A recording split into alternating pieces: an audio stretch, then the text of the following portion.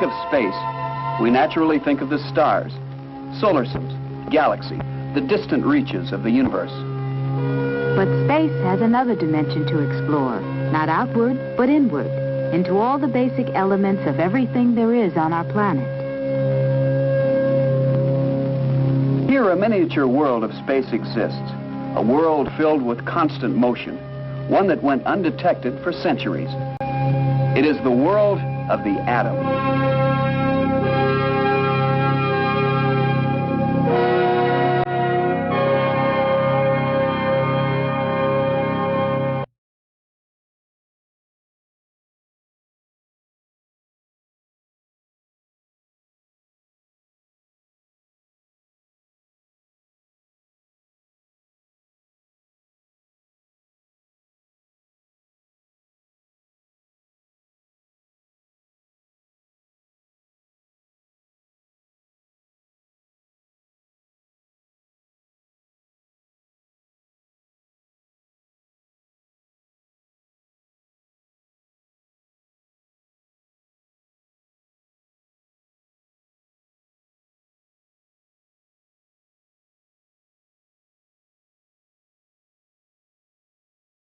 Today we're going to be talking about transhumanism. If you're not familiar, transhumanism is the idea that humanity is about to shed its humanness for technological inputs. This takes on a variety of different meanings depending on what thinker or science writer you're researching, but it has some interesting implications on the very near future. Recently, I attended a talk by Mikio Kaku in his book. What's that book called? Future of the Mind. The Future of the Mind, yeah. Mikio Kaku, Future of the Mind. The scientific quest to understand, enhance, and empower the mind. Some of the ideas in this book are absolutely crazy. For example, he talks about technological surrogates, where we'll actually have the ability to control a cyborg copy of ourselves through the comfort of our own home, and this surrogate will actually be able to attend work or attend school for us. And Michio makes it sound like this is going to be happening within the next. What did he give an exact timeline of when this is going to happen? He was talking about 2050 for a lot of things. Wow. Yeah. A lot of the things in the book would be accomplishable by 2050, I believe. That's wild. Yeah, it is. Because, I mean, this is stuff that you would think would happen maybe a couple centuries, but when we're talking a couple decades, that's a blink of an eye if you really think about it. You know? It is. The amount of technology increases was every 18 months. Moore's Law. Yeah, Moore's Law. Right. It's 36 years down the road. Really not that much in the grand scheme. That's scary. A lot of the stuff that he talks about in that book, and just the ideas of transhumanism in general, a lot of scary stuff in one respect. I mean, I guess it sounds cool in one way, but in another way, I mean, if it's not used correctly, I mean, God. It could be a nightmare. Yeah, absolutely. And I think that's where the big difference is the manner in which it's used, in the manner in which people are prepared for some of these technologies. I feel like in a lot of ways that when we look at cutting edge technology, like truly transformative technologies, that human societies haven't caught up to the promise of those technologies yet. I feel like our own cultural evolution hasn't really caught up to it. You know, I mean, look at even the studies that tell us that people's attention spans are dropping because of so much use of social media, right? Mm-hmm. So that's an immediate effect on the culture, that nobody really could have accounted for, right? So we don't know where these technologies are going to go. What's how are they going to be used? How are they going to affect us? Are they truly going to spread and be ubiquitous, like the computer, Mm-hmm. I mean, it's just something we can't predict that well. No, we can't. And I've said this multiple times. It's like you go on Facebook, and what are the majority of people talking about? I mean, here you are. You have the internet where we're connected to everybody pretty much that has an internet access, and people are talking about the most superficial, narcissistic things. Making comments about their cats, talking about some reality taking show. pictures of food. Yeah. And, you know, things that really have no relevance in the grand scheme of things. And people do this for hours, you know. Oh, They'll yeah. sit there for hours and do this. I was watching a comedian the other day, and he was talking about the Facebook. He goes, I'll go on the internet and I'll click on the number of likes just to see who liked it. He goes, what am I doing with my life? Yeah. And I mean, that's exactly it. Like, people realize, like, wow, I'm wasting a massive amount of time, but they still do it.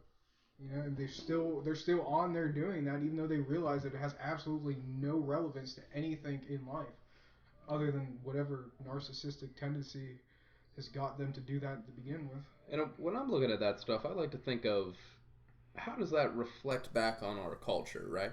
There's this woman I was reading about, I think it was in Vice Media, but she's undergone years of plastic surgery, tons and tons of surgeries to make herself look like Barbie, like a Barbie doll. That's right, as perfectly as she could, you know, like even in terms of looking like a fake person, like her skin was made of plastic, right? Now, as far as it goes for her, I don't care. Like, I'm fine with somebody modifying their body in any way they want to, you know, because that has nothing to do with me. That's not my decision, right? But what does it say about ourselves as a culture that someone would want to take themselves and make themselves look like, you know, a toy? One of these mass-produced, you know, and things have been said about Barbie for years about, you know, how it reinforces, you know, this stereotype of what beauty should be, right?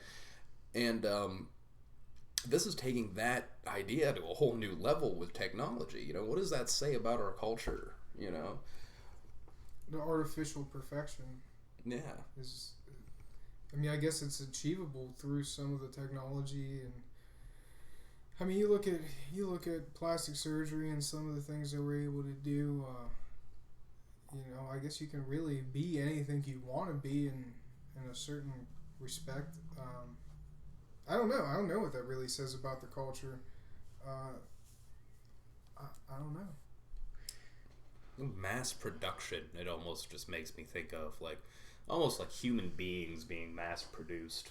You know, Well, it has we all those are. overtones, you know. But I mean mass produced in like this artificial technological way, right? Especially, you know, your quote unquote imperfections can be washed away with technology, right? You know, but aren't those things that make you unique and Right. human? Yeah. You know, and who gets to define what those imperfections are? You know, so I don't know. I think it's odd myself. It's almost like a Stepford wife type of scenario. Yeah, and you know, actually bringing that up, when we're talking about transhumanism, I feel like we've got to talk about the old sci-fi writers, you know, because that's kind of like where this kind of thing started. I mean, look at guys like Asimov or, you know, Robert Heinlein, Philip K. Dick especially makes me think of this stuff, you know, Do Androids Dream of Electric Sheep, you know, Blade Runner, like that kind of stuff. And so many of these guys have made predictions in their art that have come true. And I think it's just so strange, you know, you've got, you know, the science fiction is happening now. There's parts of me that sometimes feel like a lot of those old science fiction guys, that the new scientists use that almost as a motivation to make that a reality. Like a blueprint, Where they thought, oh, that would be really cool, and then they just went with it. I kind of agree with that, actually. But then that makes me kind of wonder, because, you know, you look at some of the science fiction of today, it's like, God, if that's a reality in 50, 100 years, that's cool, man. Yeah, I mean, some of this technology is kind of terrifying to me, just like on a personal level. It is interesting, but like you start talking about, Dr. Kaku was talking about, like, you could be on Facebook and transmit your emotional state to your friends. That makes me uncomfortable, you know, or just your thought processes, you know. Even some of the stuff that's happening right now, like you look at Google Glass, right? It's a computer you wear over top of your eye. Like Dr. Kaku's talking about, you know, in another 20 years when they perfect this, it'll just be a contact lens.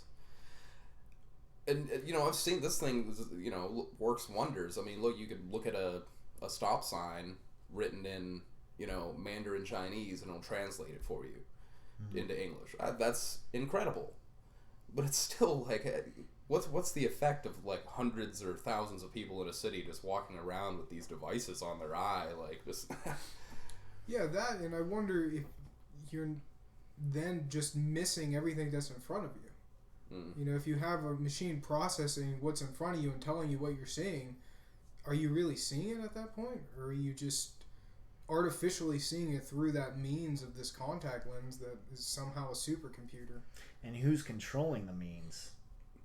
I mean, if we're wearing a supercomputer and we're connected to Facebook, and Facebook ultimately has control of everything that we're perceiving, well then basically Facebook, or whatever institution it is that we're tied into, basically is controlling our reality. Basically, literally controlling our very perceptions of reality. Right, sure. Agree, yeah. The virtual reality, they were making a virtual reality helmet that's been getting a lot of buzz in a lot of technological circles, called Oculus Rift. I don't know if any of you guys have seen it. Yeah. And it's like the typical virtual reality helmet you wear. And it's been getting like rave reviews at all like the techie shows. Yeah. And people are like, wow, this is going to revolutionize video games and all sorts of nutty things. It's a Star Trek holodeck is what it is. I mean, it's pretty incredible, And it just came out last week that Facebook bought it.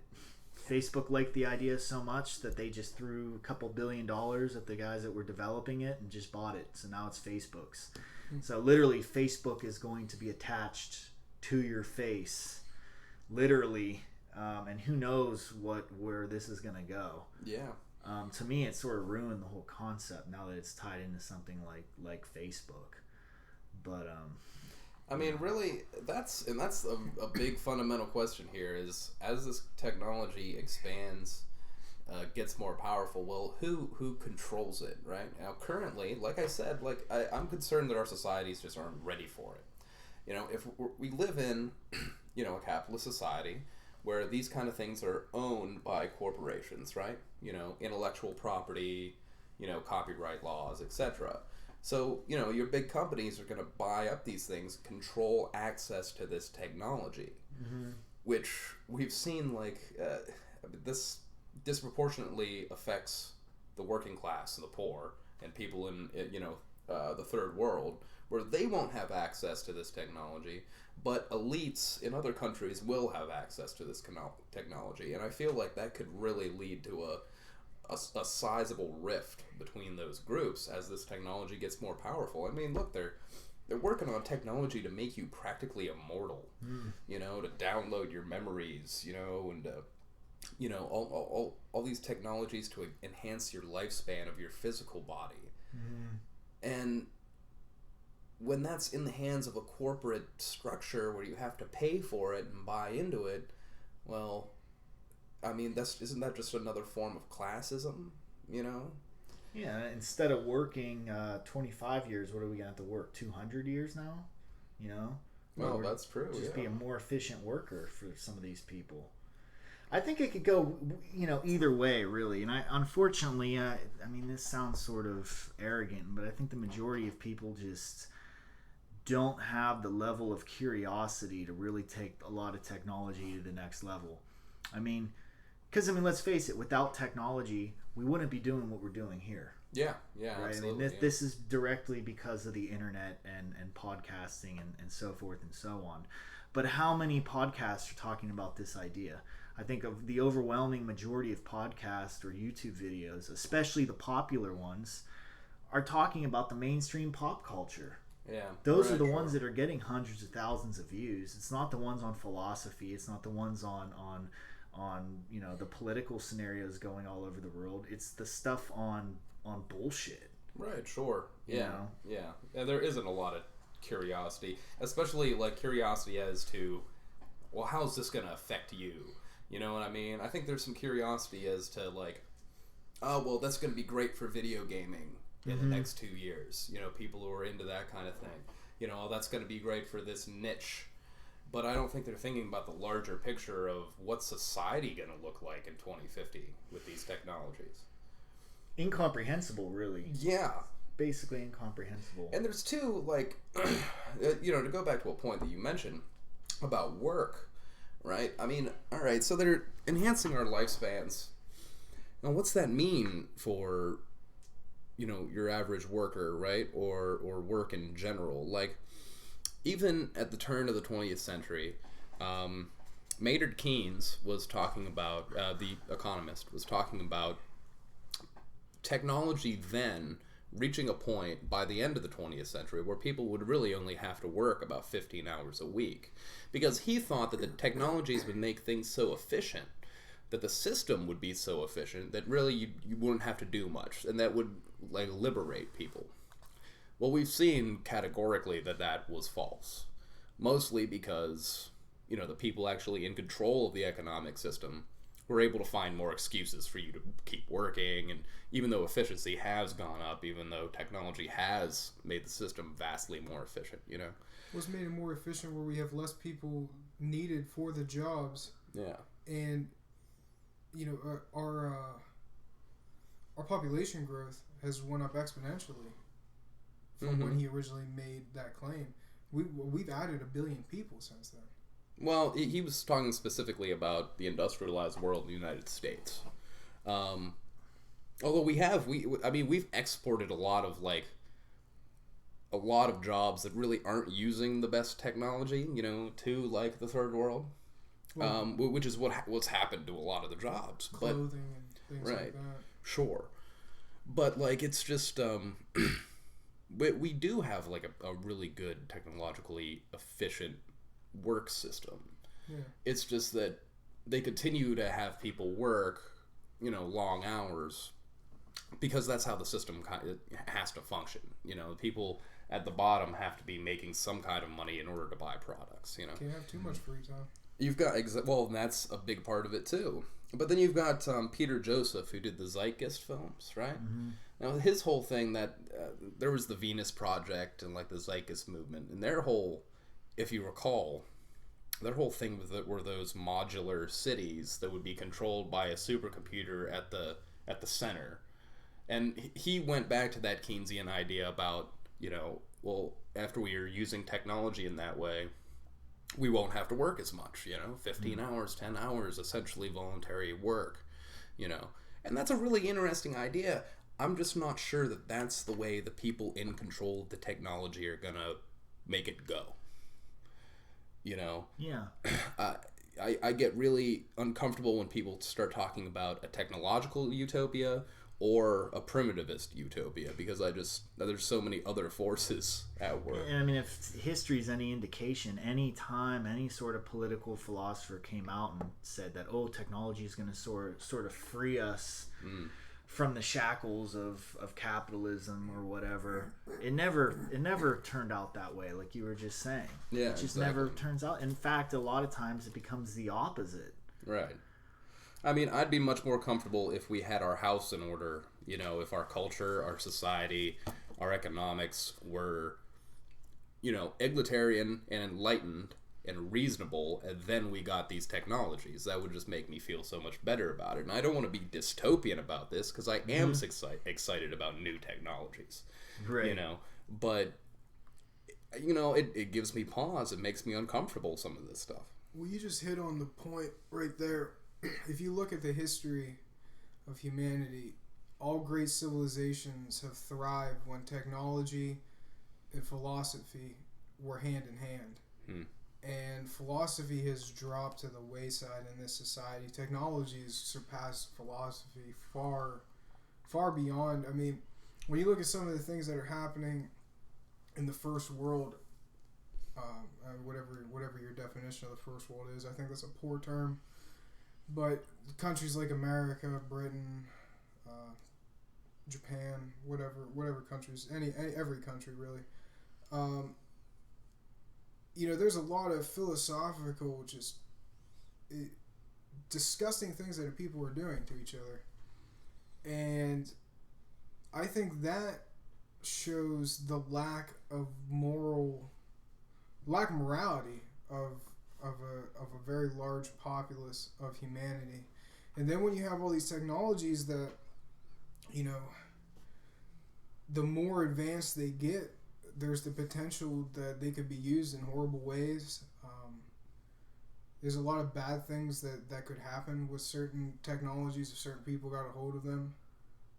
And when you have that type of technology at your fingertips, and you have people who are just committing atrocities, and they, in all likelihood, could potentially get their hands on it because it's not really outside the realm of possibility, you're really creating a scenario of just, I mean, well, you can create the scenario in your head because it's really not hard to put two and two together in that type of a situation. But, you know, that's something that we should, that's the problem, is that if we're allowing technology to move too quickly, and we're not philosophically keeping up with it, we're not allowing our morals to keep up with it, especially in America. You know, we're still strung out on this Christianic nonsense that, you know, we need to evolve with the time and stop pressing, you know, old ideas. We gotta get our minds caught up with this technology, because the people who are creating this technology, I mean, they understand it, but, you know, how many people even working in the lab with those people even understand the stuff they're working on, you know? I mean, there's probably only a handful of people that understand the most advanced technologies. Like Michio Kaku, you know, when a lot of the stuff he talks about in his book, I mean, how many people really understand how to create something like that? You know, I mean, Michio Kaku created string theory. How many people could just sit down and have a conversation about string theory? You know? Yeah, right, yeah. I mean, but at the same time, how many people could sit around and talk about real philosophy and talk about the philosophical ramifications of things like this and how to apply them correctly to society? You know, that it goes both ways. Right. And I mean, even at that talk, I mean, he's talking about technological surrogates living massively longer than the typical lifespan today, curing all these illnesses, having regenerating bodies. This is like beyond science fiction. And just the general like reaction from the audience, I don't even think they understood it then. Like as he was explaining it, I think there's almost like this cognitive dissonance, like they don't fully believe it, right? Like and they certainly aren't thinking about the ramifications of those things. Right, oh certainly. I mean, some of it, I mean, it's truly amazing. Like, you know, he was talking about we could make these robotic surrogates that you could be sitting in a chair and your consciousness, your mind is hooked up to this surrogate. And you can make this robot just from a chair, walk around, perform tasks. He was talking about taking these things and using them in a situation like, you know, the Fukushima reactor. Well, human beings can't go into some parts of that, you know, in meltdown. So, okay, we have you sit outside the place in this apparatus, and then you send the surrogate in there, and you control it, you know, completely while it's inside, and you can perform all these tasks, and it, you know, it's safe. That's great. You know, they've got people who've lost arms or legs that they've made robotic arms and legs that are actually connected to your nerve system, and you can control it just like a normal arm. That's fantastic. Now, my question there is, what happens if you can't fucking afford it, man? You know, if you're working at the mill, you know, some poor cat, you know, and he gets his arm ripped off, is that guy going to be able to afford a robotic arm? Or is it just, you know, limited to the people who own his company? If they lose an arm, they get a robotic arm. You know, who controls the access? I mean, that's what I'm really concerned about with that stuff. Seems primarily the people who are getting that are military people, and I mean that's being paid for by the military, right? By the U.S. government, other governments. That seems to be primarily where the cutting edge technology of that stuff is. But and then I guess that, you know, to a degree, the more advanced things like that, because a lot of the things with those arms and legs and stuff is that these things are almost like a human arm. Yeah. You know, they react very well. Well, you know, how far away are we from creating a surrogate with arms and legs and body that reacts like a human body but is much more efficient than a human body, and then you just have your consciousness hooked up to it, and we're sending off, you know, robots into war or we got a police force of surrogates, and the police don't have to go out. They're just sitting in the police force, in police stations. There's a scary thought. Yeah, right. Well, that's the thing. Like that RoboCop type of. We could talk about like the fire department, that puts them out of harm's way, but I don't know, man. Yeah, it really gives you a pause, doesn't it? Think about that. Think about being out on the street and you've got these surrogate police officers walking around. There's, or you're at a protest. Look at like Occupy or something like that, and they don't send in human beings. They send in these surrogate robots to just kind of stand there, and what the hell are you gonna do? That's a frightening thing, And he even used the example during the talk. He was like, "Oh, well, you don't want to go to school and you want to stay in bed. Well, that's fine. Just send your surrogate." But it's like, well, I hope by that point, school's not even part of the equation anymore. Yeah, or going to work's not. So what are you saying, that essentially these people or my employer or the government, whoever's running the show at that point, is going to be able to dictate when I'm using my mind, right? And for what purposes? That's basically what it's going to boil down to. Who's controlling your literal consciousness, right? Yeah. Then you have no excuse not to be wherever you need to be, right? Right. That was what he said. He said you'll never have an excuse to play hooky again. Yeah. Well, that's just awful. What I mean? It's just awful to be to have all these obligations constantly, okay? Because sometimes you just want to stay in bed, or sometimes you just want to go to the park. You know what I mean? Mm-hmm. And to have like that constant, technological, like we always know where you are. And hell, that's true now with your cell phone. You could have your cell phone tied into Facebook, people know where the hell you are all the time. People willingly post where they are on Facebook. Well, that's true too. Yeah, it's and then you've got that that whole thing with like the Google Glass or whatever, where you constantly wherever you are, it's just there's a Starbucks. Pops up an ad for $1 off coupon at Starbucks. Right. Or you pull into a gas station, you get a message from Shell saying a block down the road it's 2 cents cheaper for gas. It's just that ubiquitous presence is just kind of unnerving to me. See, the optimist in me sort of feels, though, that at some point, like we were saying, that our ideas haven't caught up with technology. I feel like at some point these technologies are going to reach a critical threshold where it's just going to become blatantly apparent that the whole capitalist scheme that we got going on is just obsolete. Yeah. You're just not going to be able to run things this way. Right. The way things are being run now with these super futuristic technologies being available. For example, 3D printing. 3D printing is awesome. Yeah, but what happens when people start 3D printing 3D printers and just distributing them freely to everyone? Right. Well, then what happens? Right. Right. That could crumble capitalism at the blink of an eye. Right. Yeah. And it's we've seen that kind of that fight even with existing technologies over government control, corporate controls, right? So you have like the internet.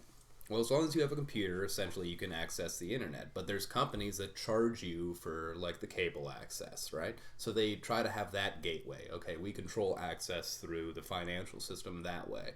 But then you had the rise of Wi-Fi, right? So now you have to control the Wi-Fi access points. Mm-hmm. And then, they step in and try to control content on the internet. And they've been fighting to do that, and most of the bills have been voted down, and there's been a lot of good activism based on keeping the internet as free as possible. But you're going to have that with 3D printers, too. You're going to have that with all of these technologies. Mm-hmm. Corporate interests and government interests are going to want to control access, because it is a threat. Technology can be used to, eradicate poverty, like they said. Gene Roddenberry, it's his Star Trek series, right? Mm-hmm.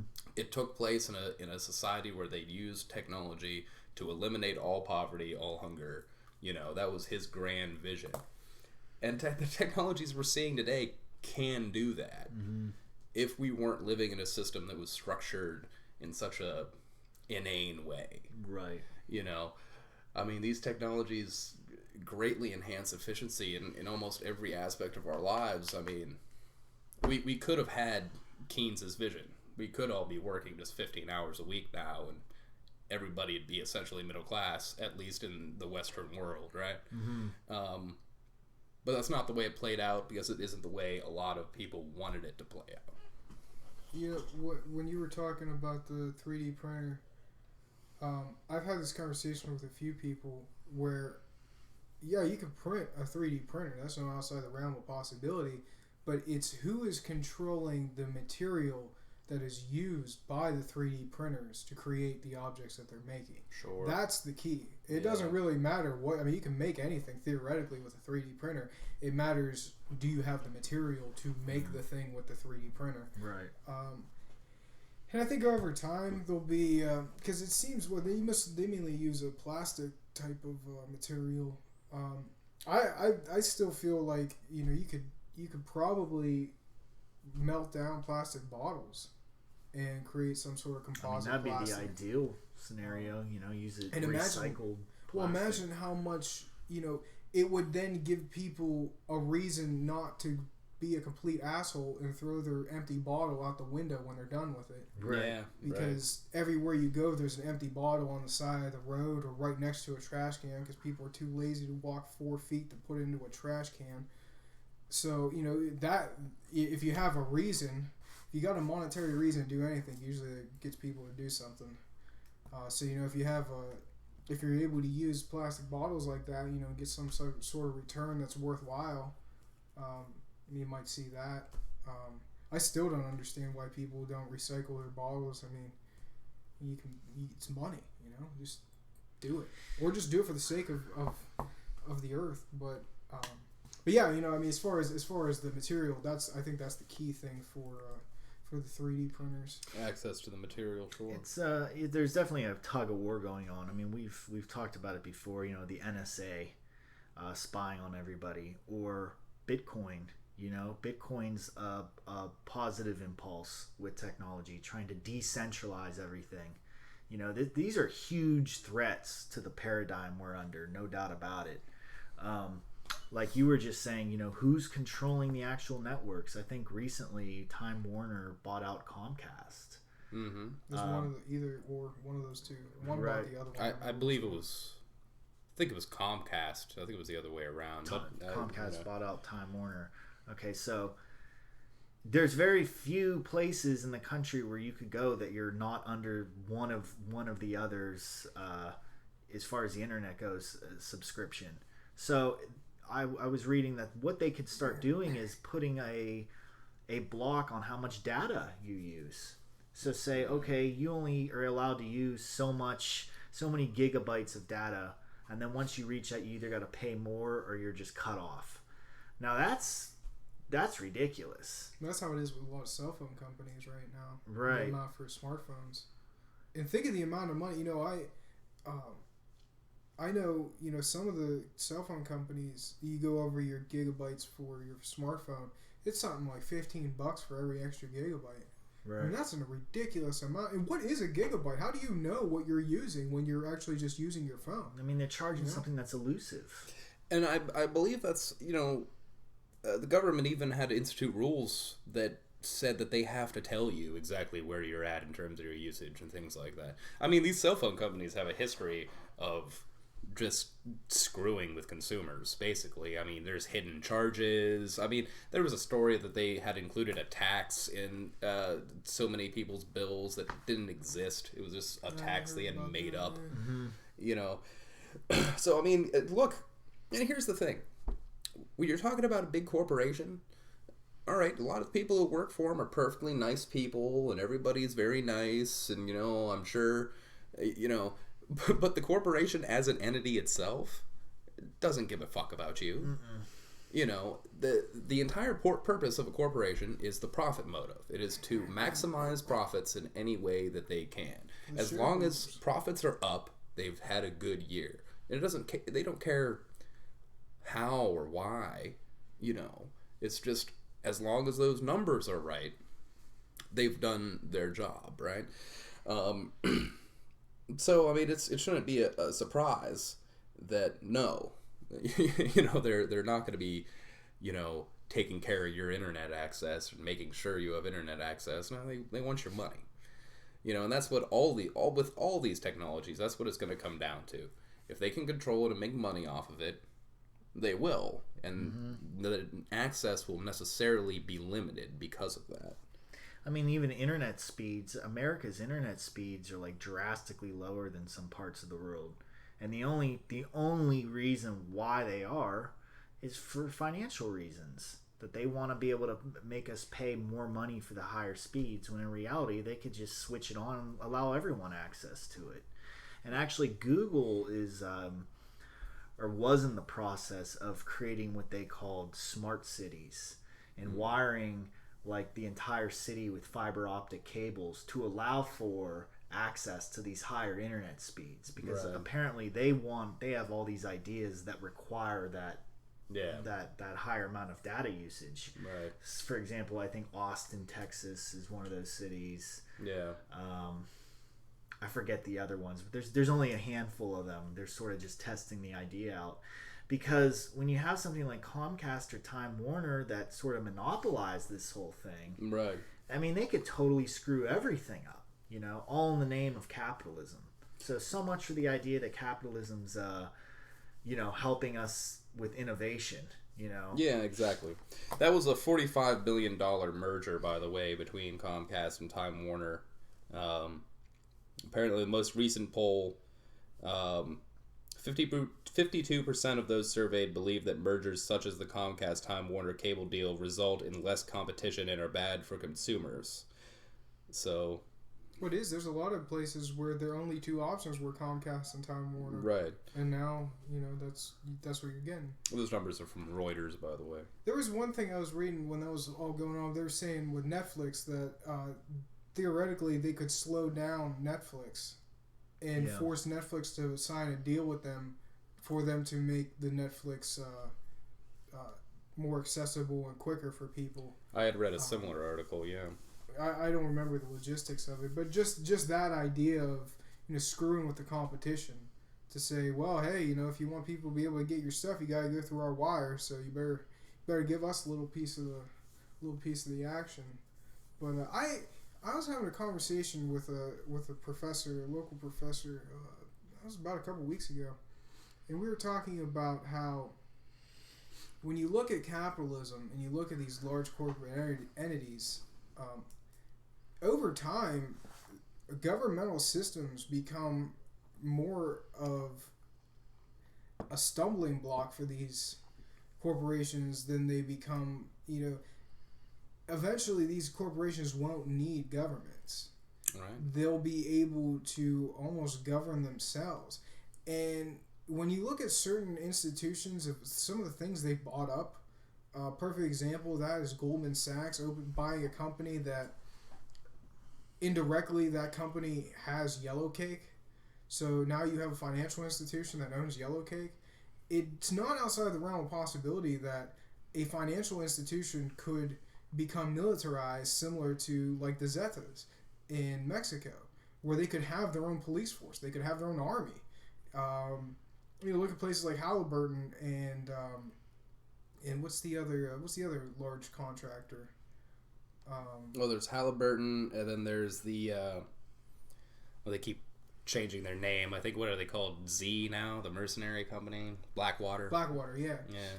But those are hired mercenaries. Yes, I mean, a large corporation could hire them, if they needed to. So, in 50 years, I mean, will government systems even look the way they do? Well, exactly, and that's part of what we were talking about.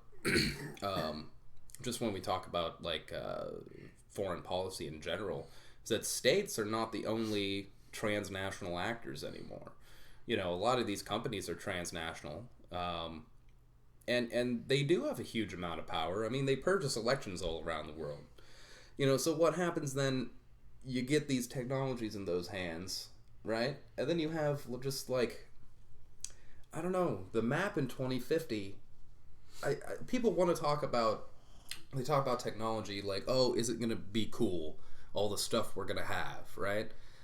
But if you really dig deep into it, I don't even know what the world's going to look like in 2050 with all these new changes. You know, I mean, transnational corporations, multinationals, you know, all these other organizations all vying for, you know, power, wealth, and you have these technological changes in the mix, and nobody knows how to deal with them. Nobody knows how to handle them, you know. I mean, what's the world going to look like? And that's kind of the beauty of it also, because no one, it's a runaway train. Oh, that's true. And I think for as much as these corporations and governments are scrambling to get a grip on it, I think you're exactly right. I think at the end of the day, they don't even know where it's going. They can't even predict it. Yeah. You know, and I think, like I said earlier, there's a lot of potential. I think, for example, we have these, you know, rogue hacker groups such as Anonymous or, you know, WikiLeaks that are sort of figuring out ways to police these institutions. Yeah, which is fantastic. You know, that is a good aspect of the internet. Or cryptocurrencies, Bitcoin.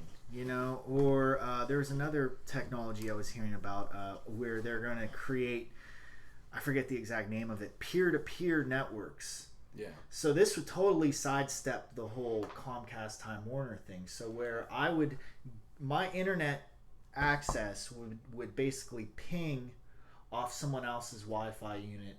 Yeah. And then they would borrow data from someone else's Wi-Fi unit, and then they would borrow data, and it would all be encrypted, so no one could easedrop in and gather data, like a Tor network, and right. It'd be a totally decentralized, encrypted network that these you know, rogue hacker type people are working on, you know, and stuff like that's exciting. No, it certainly is. Yeah. And if we could do that with a lot of these emerging technologies, it would be great. Yeah. You know, as widespread as possible, you know, with the greatest degree of access, these technologies could be used in a really transformative way. You know, it's just, you know, it's yet another thing you have to be vigilant about. You have to be knowledgeable about. Right. You know, be aware that these things are out here, you know. Go buy Michio Kaku's book, I guess, you know, or find a copy of it and take a look at it.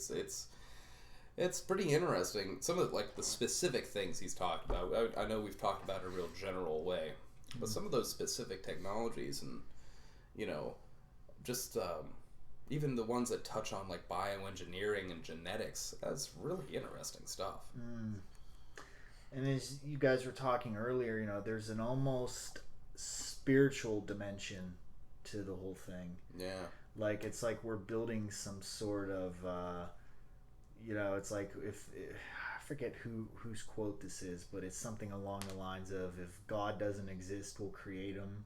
Yeah. Or if heaven doesn't exist, we'll create it, or something along those lines. And I sort of feel like that's sort of the impulse of technology. You know, it's like almost like an inverted Platonic ideal. Like, we're not the shadow of the Platonic ideal, we're actually creating it in this technosphere, you know. Right. And I think there are a lot of transhumanist groups that really, really see it as kind of a messianic religious absolutely thing. Yeah. You know, Ray Kurzweil, perfect example. Yeah, sure. Yeah. Profoundly affected. He was in a great documentary all about him called what was it called? You guys, it was on Netflix. All about Ray Kurzweil. I don't think The Singularity is Near. Oh, I've heard of that. Yeah. Anyways, it was came out about a year ago, and it was based on his book called The Singularity is Near. And anyways, he gets into talking about how his father died when he was a young boy, and that was like the impulse from that point on, that he like wanted to cheat death. Like he wants to eventually bring his father back through technological means. Right. Now, if that isn't some sort of wacky ass Frankenstein type motivation, I don't know what is. Right. Yeah. And he's working for Google now. Like, he's one of the thinkers behind Google. Yeah.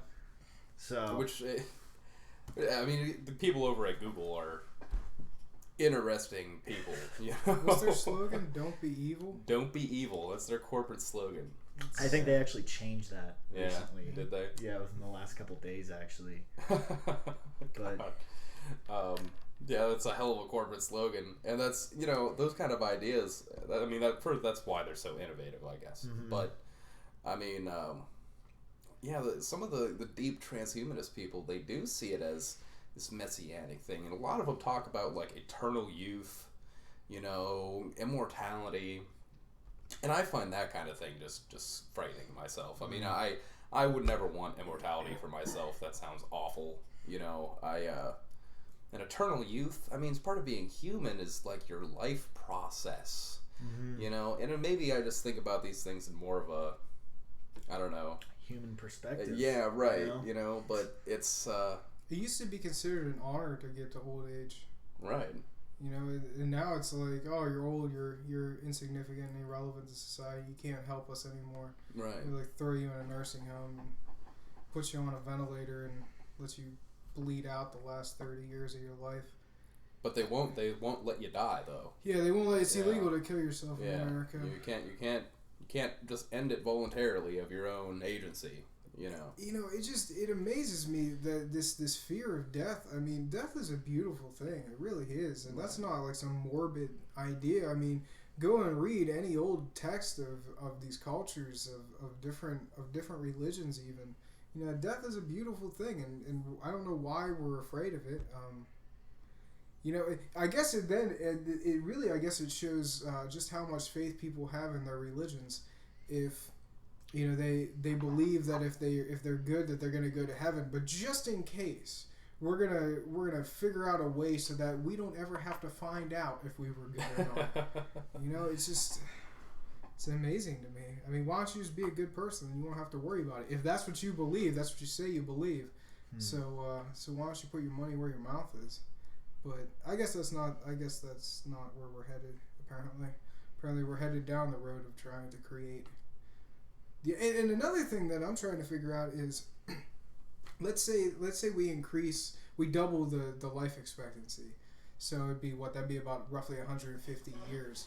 Well, we only got 7.4 billion people in the world. We say that we're not able to support more than 9 billion. Well, if everybody's living to be 150 years old, we're talking like 25 billion people on the planet. Well, first of all, where are we going to put all these people? Because not every part of the planet is habitable. What are we going to do? Where are we going to plant the food? How are we going to get food? We're just going to leave it up to Monsanto to keep on creating genetically modified crap? I mean, what? Well, I think that would be the transhumanist argument, is that, and I agree with this to a point, that technology could solve all of these problems in some way if we fully embraced, technology. And I agree that it could solve a lot of problems. I think there are technological solutions to solve hunger, And honestly, I don't believe in that Malthusian, scarcity paradigm. I think it's bullshit, to begin with.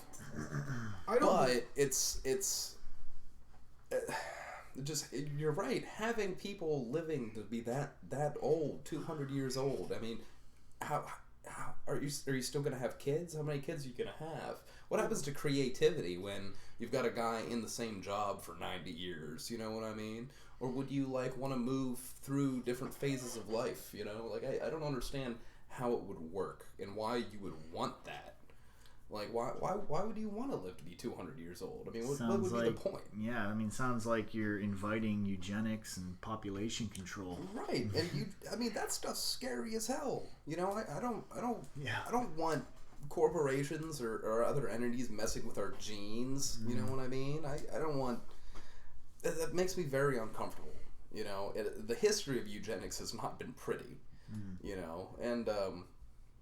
I don't know, they have this idea that they can just make human beings better than what they are. And I think that's where I fundamentally disagree with some of those positions. I don't think you can make human beings better. I think you have to make yourself better. And I don't think through any, combination of technology or anything, you can make human beings fundamentally better than what they are. It's because we don't, we're over here, we're trying to, for example, antidepressants or psychotropic drugs. if you really look at the track record of these things, it's atrocious. Yeah.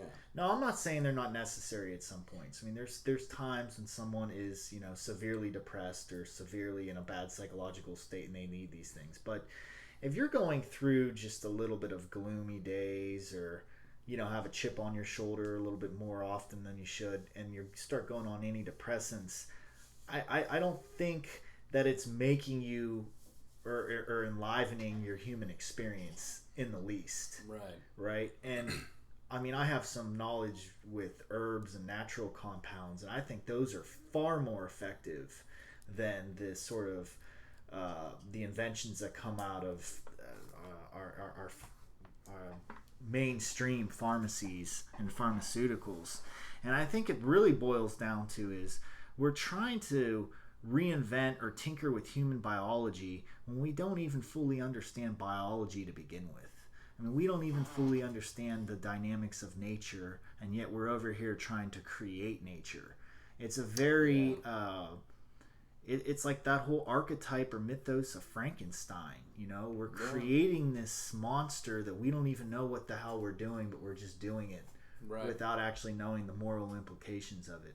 Or the Jewish, what do they call it? The golem. The golem, yeah. Mm-hmm. It's that whole sort of archetype playing itself out. And I think it's an alchemical at its core. It's an alchemical sort of problem, because I think we need to alchemically fuse the technological with the natural. And only then is it going to reach its proper fruition. But if we're totally out of skew and we're denying the natural in favor for the artificial, I think we're inviting, a lot of potentially horrible things. Sure. Yeah, absolutely. I mean, it's it's odd to think about the capabilities that we have, even compared to 20 years ago or so, and what the capabilities are that we are going to have, and are we any more ready we are as we are now than we were 20 years ago? What have we done to prepare ourselves for these kind of things? It just seems like we just kind of do these things. Like you were talking about Monsanto. Well, people are only just becoming aware of exactly what Monsanto does, and how much of their food is from their seed and is genetically modified.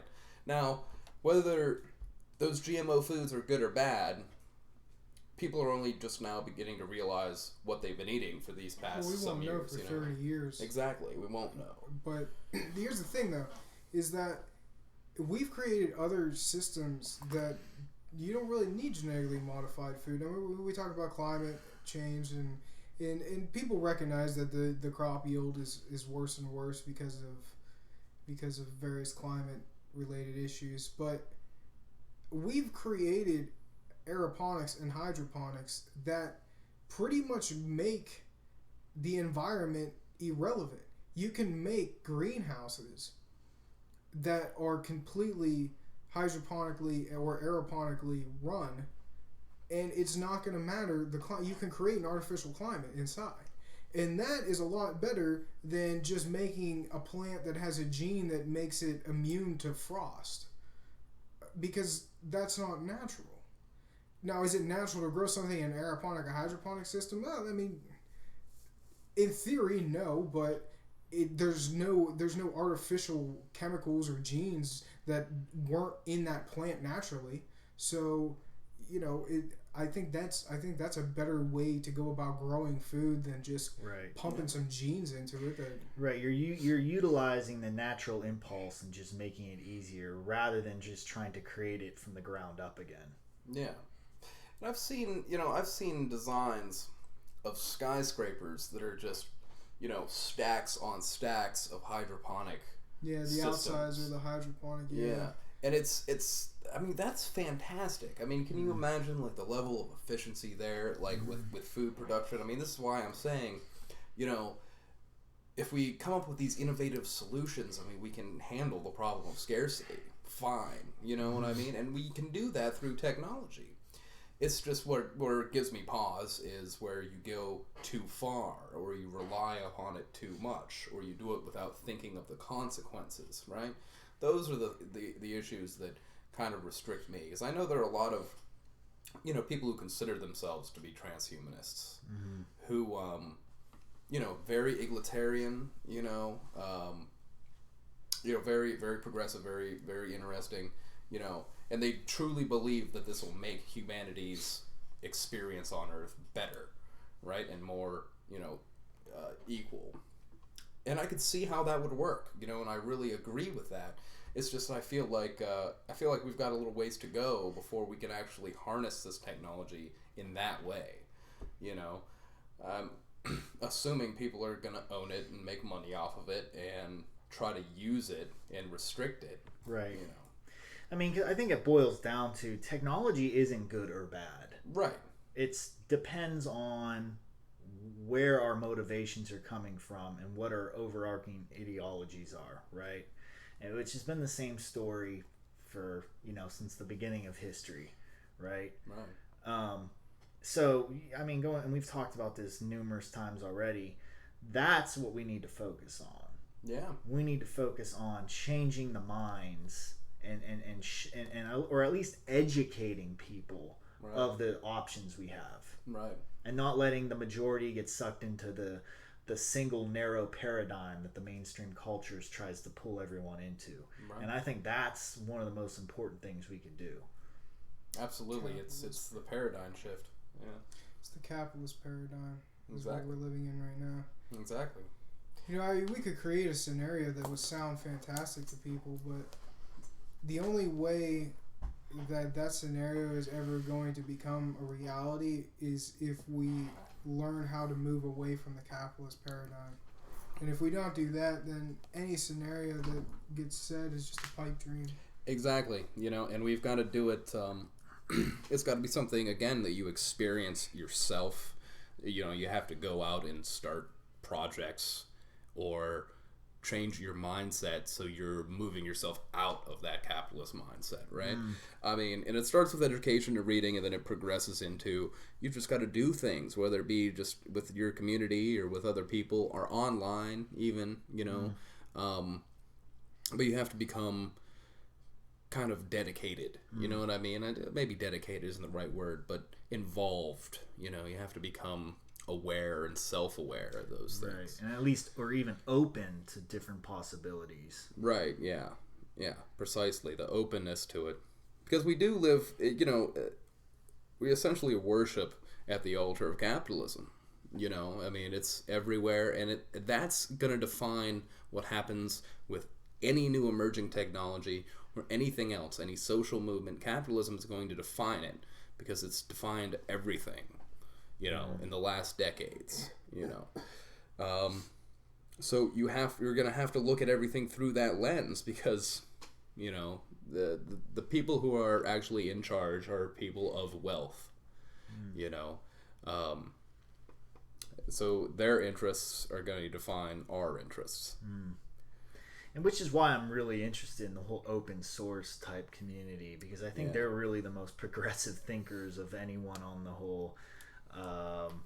I don't even know if you really want to call them singularitarians or transhumanists, but the idea, for example, of hacking your hardware, right? Yeah. And they'll openly distribute manuals on how to hack into, let's say you bought a Google Chromecast. Yeah. Well, actually show you step by step how to hack into it and get through Google's, privacy wall to have open access to things. Yeah. Right? Or hacking into your iPhone or cracking your iPhone. I mean, those things are, to me, they're beautiful because it's really empowering the consumer to not only get a lot more out of the technology they buy, but liberating them from this sort of corporate control, making them pay for things that really aren't necessary. Exactly. So the more knowledge of that sort of thing spreads into the mainstream, and it's happening more and more as the years go by, I think it's sort of inevitable that the individual is going to start empowering himself and really start to tap into the actual potential we do have at our fingertip. I mean, I think there's a lot of truth to that, especially in that.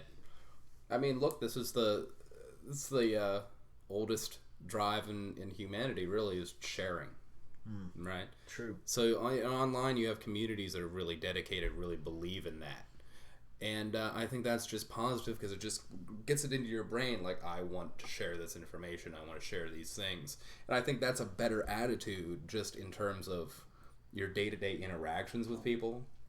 Is to think about, sharing rather than your traditional, capitalist mindset. It's more efficient. And it is more efficient, and it really gets a lot of things done. It gets a lot of things out there, and that's the internet communities are fantastic in that respect. And some of that's translated to.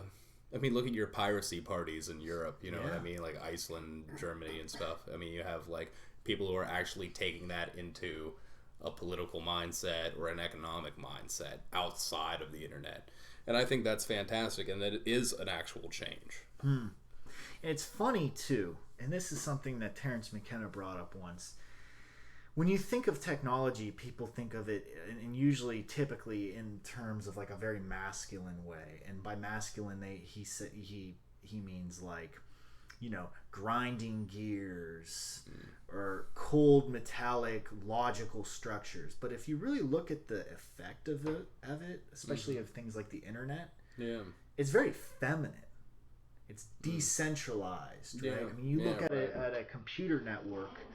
It's a network. It looks like a human brain, right? Yeah, right. Or it looks like a mycelial network, right? I mean, it's a decentralized form of information. So it's interesting how the effect really at least has the potential to turn into some sort of open source, decentralized, feminized, if you want to use that word, form of distribution.